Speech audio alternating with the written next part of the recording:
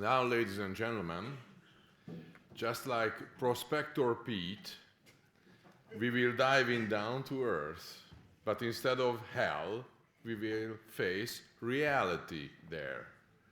Our next speaker will reveal cold facts about non-renewable resources and the chances of the so-called big green transition.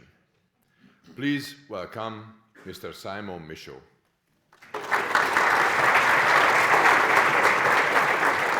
Okay.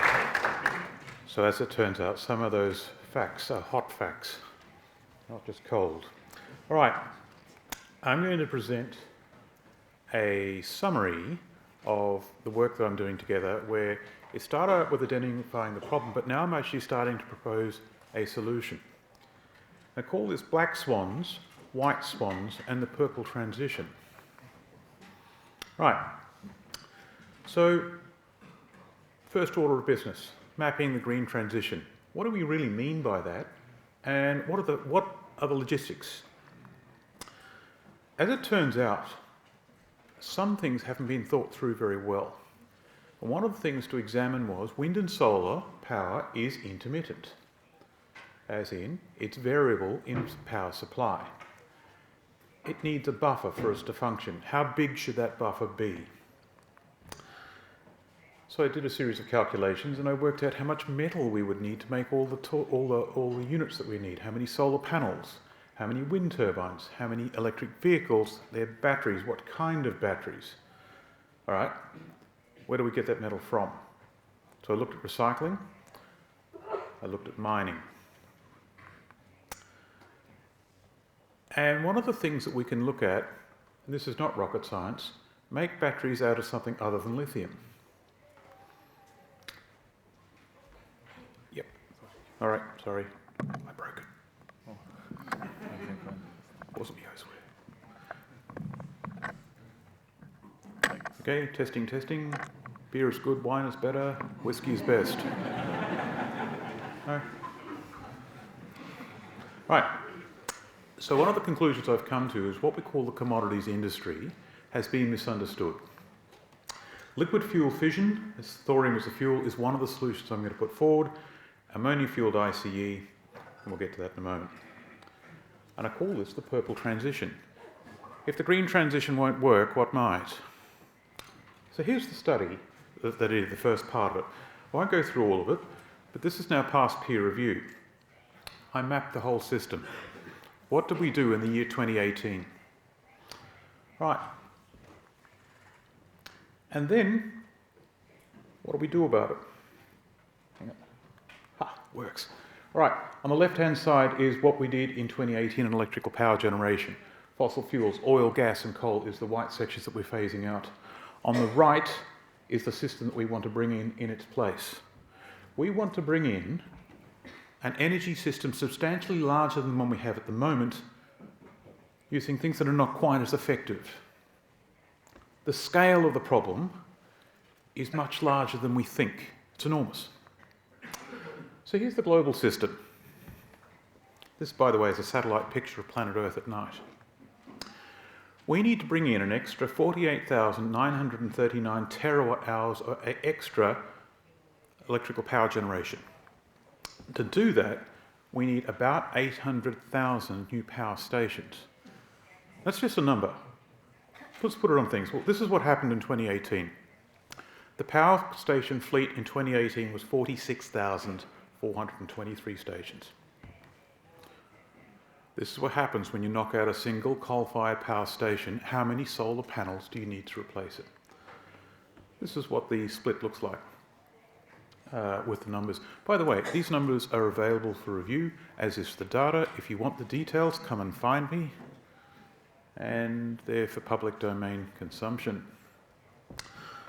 So, the power buffer is associated with that section there. Now, according to the IEA, the next energy systems to replace fossil fuels, the primary power source will be wind and solar. Now, great idea, but they haven't looked through the logistics of it. So the US Department of Energy picked up my information in 2021. They said, okay, your numbers are quite different to ours. One of us is badly wrong.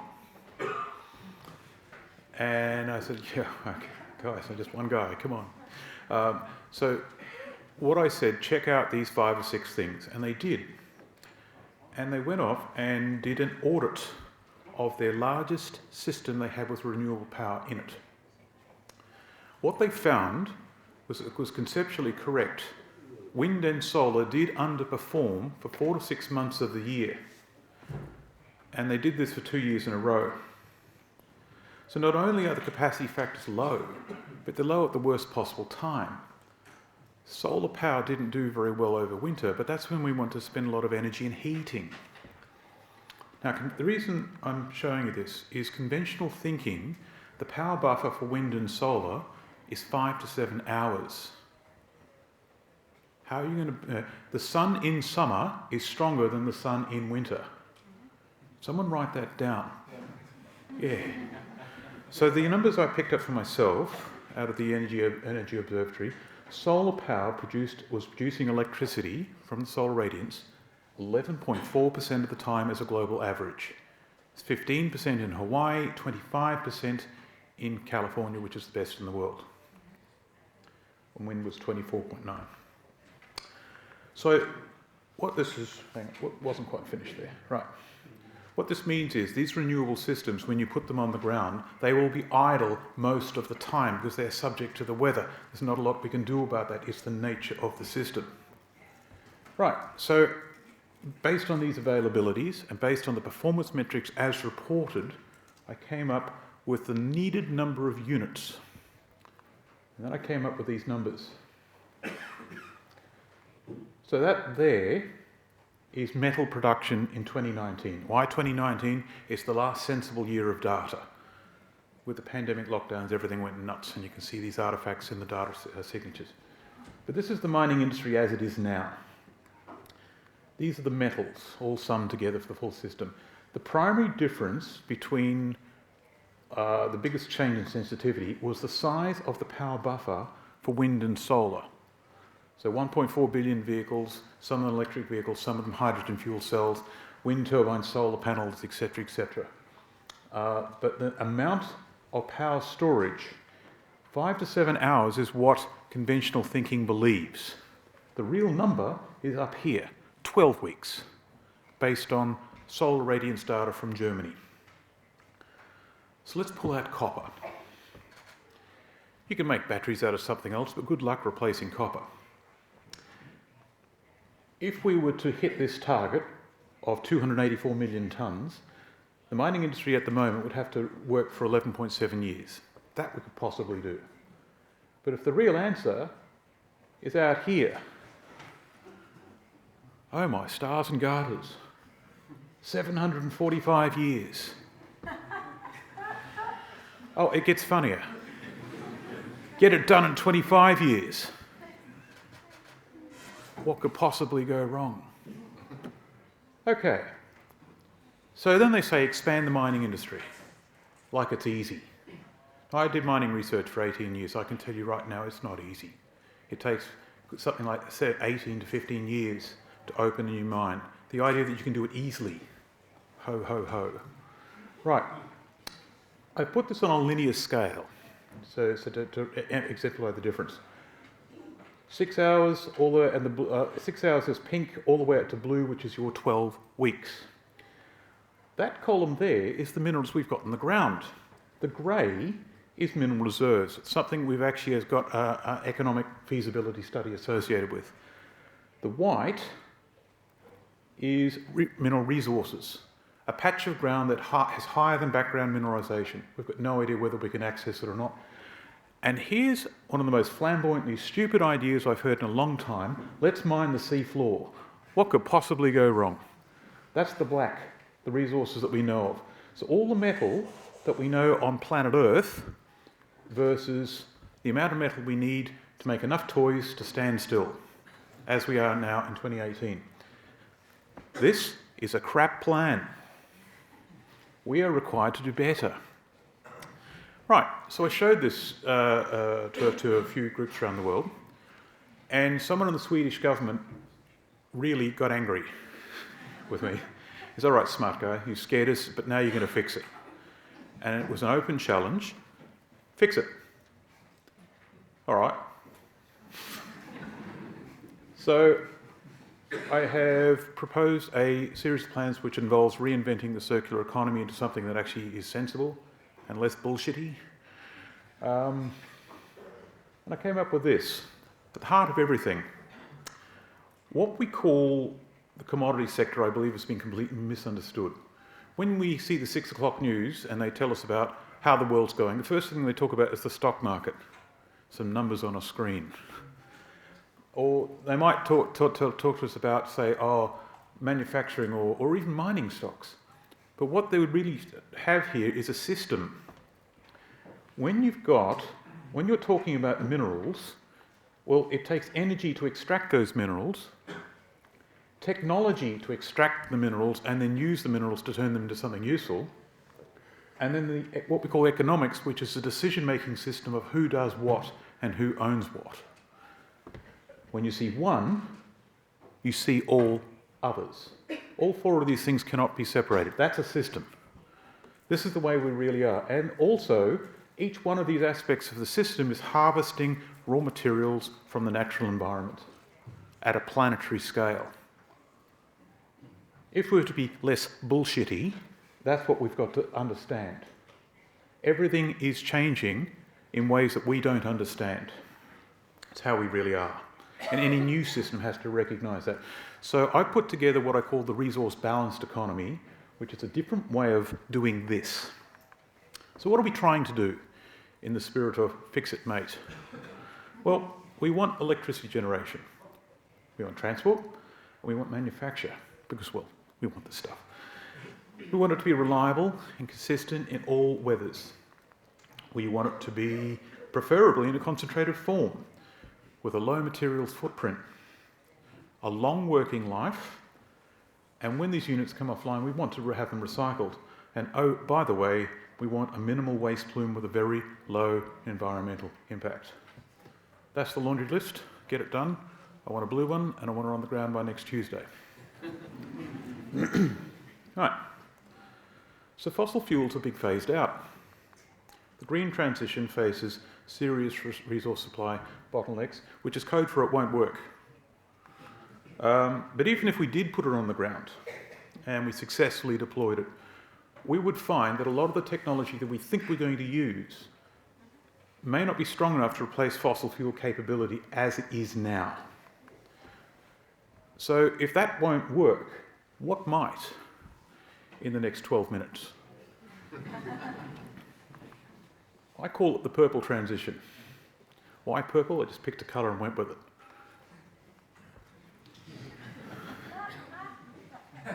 Getting even with politicians on stage is great. I highly recommend it. It's like winding up 4-year-olds. But yeah, anyway, another story. Okay, at the centre of everything is a reimagined commodity sector. But around it, we've got 4 technologies. 4 technologies. An evolution of the nuclear sector. Nuclear in its current form is great, but it can't expand fast enough to be useful, it's too complicated, and we don't have the capability to keep up with it at a larger scale. That's an evolution. I'll talk more about it shortly. Combustion of iron powder as a substitute for coal. Ammonia-fuelled ICE. Where does all this fit? Back in a moment. And make batteries out of something other than lithium. Not rocket science. And they're all stitched together in a system. A dynamically integrated system. There is no technology that saves us all. It comes down to how do we use what we have in a balanced system where everything is connected to everything else. This is a picture of me wearing a tie for the first time in 25 years. I'm standing in front of a test thorium reactor. This is the test rig for half the system at a group called Copenhagen Atomics. I was challenged to see if thorium molten salt would work. I've looked into it, and a lot of the concerns that I was originally working on have proven to be not quite so difficult to overcome. This group, I went to their factory in Copenhagen. There's about 20 or 30 test rigs, each one testing a different part of the system. So each commercial reactor that they're planning to produce will produce 100 megawatts of thermal heat or 40 megawatts of electricity in a modular system where you can stitch several of them together to have whatever capacity you want. Their system is inside a 40-foot shipping container and arrives on a truck. Yeah, so they're going to be selling the reactor. They won't sell the reactors themselves, but they'll be selling the electricity at 2 cents a kilowatt hour. When I did my calculations, the actual costs of producing that electricity is about 1/10 of that, so someone else is going to overrun them later. All right, 1 gram of thorium, or uranium for that matter, produces 24 megawatt hours of thermal energy. So a plant producing 1 gigawatt hours, like a full-sized power station we have now, would consume about 800 kilograms of thorium. And in the mass balance that I'm now looking at, 99% of that gets burned up. So the waste footprint coming out the other end is very, very different.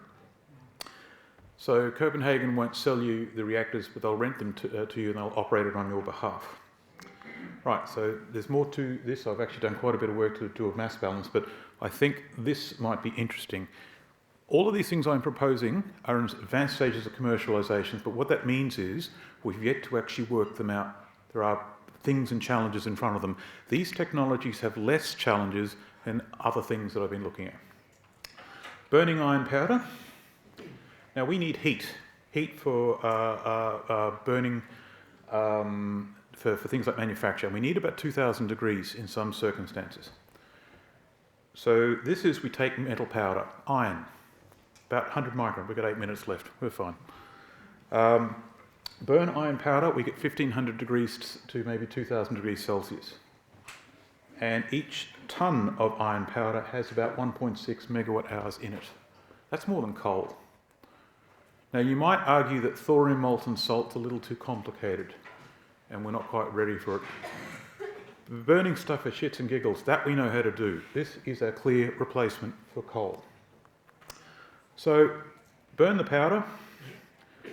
On the other side, we can do hydrogen production. If we use the sulfur iodine cycle, we only need 800 degrees. All of a sudden, the hydrogen economy is back on. We can now produce hydrogen without impacting the electrical grid at all. Manufacture, smelting and refining. We already know how to make the powder, and it would be feasible to refit and retrofit coal-fired power stations. Okay. Here's the interesting part. That iron powder can be recycled. So we burn the powder, pure iron powder goes to rust. But we can take that rust and turn it back into iron powder. You either put it in a hydrogen atmosphere or you use electrochemical reduction. I prefer the latter one because I'd rather use the hydrogen for something else. What this means is anything that rusts is a potential energy source. Who would have thought? Yeah. Okay, make batteries out of something else. Here's the isotope theoretical combinations that you could make. Lithium commercial ion batteries are in the bottom left-hand corner and all the good stuff up here. The fluoride in your toothpaste could be used to make a battery. A lot of these things are in our industrial waste. They're not subject to resource limitations like the other things. But we still refuse to talk about this in research. The valuable part becomes turning, not so much the minerals themselves, but turning it into something useful, the smelting and refining. Okay, ammonia-fueled ICE. Ammonia is a liquid that we use for fertiliser. It can be burned in the same way that petroleum can be burned. Maersk in Copenhagen, as well as it turns out, is actually looking at running large ships on this system. Okay, the opportunities. Ammonia we know how to make. We can store it and transport it much easier than hydrogen. Technology is fairly mature. The challenges, ammonia is toxic to living things and it needs to be stored under pressure, so at room temperature it becomes a gas. And so when we combust ammonia, you get things like nitrous oxide in the exhaust. According to Toyota, that's now developed a technology, they've got a catalytic converter system that sorts that out. Is that true? We will see. The real problem is unburnt ammonia coming out the exhaust. And what that means is we will not see ammonia ICE in cities. It's going to be something like a ship, an aeroplane, a train going between the cities, all the long-range stuff. And stuff in the cities, we're back to hydrogen and electric vehicles.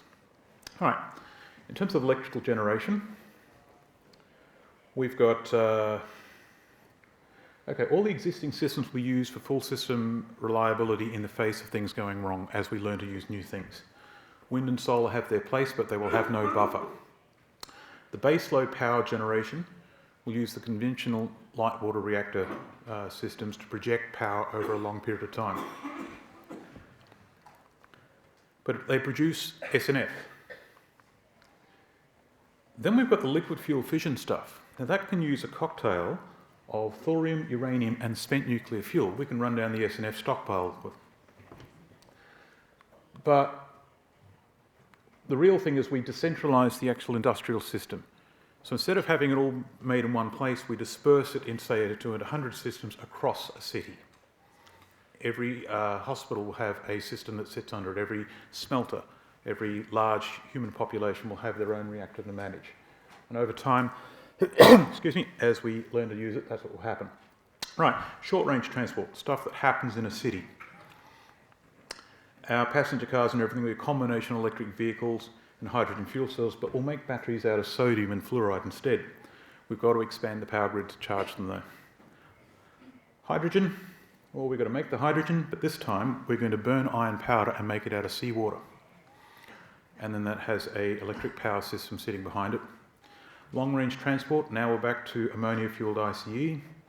Anything that goes between a city, but we've got to make the ammonia, which comes from hydrogen, and again, burning iron powder. The idea is we do decentralise it. So the purple transition, this is the way it will look like. Thorium power, generate electricity, conventional demand. Charged batteries for cars. And ammonia-fueled ICE will do all our long-range transport. So that's the transport grid. Combustion of iron powder, well, we're going to produce hydrogen from the heat for ammonia, then goes into the ammonia ICE and our manufacturing. And the thorium power will actually, help recycle the iron powder. Steel production and manufacture, oh, everything's out of order, okay. And there's our hydrogen fuel cells. So this is a system. Everything supports everything else. Thorium supports combustion of iron powder, which supports ammonia-fueled ICE. And it has to be balanced and optimised together. So, don't you love AI art? Do you have any idea of the monster that's just been created? Right. We've got a number of black swans coming in. More than one. Some of them are visible, some of them are not. There is a path through this now that I can now see for some of us. When I say some of us, most people I talk to don't want to engage with these discussions and these issues. How do you think you're going to go on a problem you don't work on? In Australia, where I'm from, we've got a thing called the Darwin Awards. People who do dumb things and then get killed as a consequence of it, remove themselves from the gene pool, thus by making it stronger. The vast majority of the people around me, 1 minute and 50 seconds. The boss was worried. The vast majority of the people around us won't engage with these problems. So my approach now is to find a group of like-minded people, do work with them, put something small on the ground that will work, and demonstrate its value, and then everyone around me will go, oh, now I get it, right. Okay, thank you.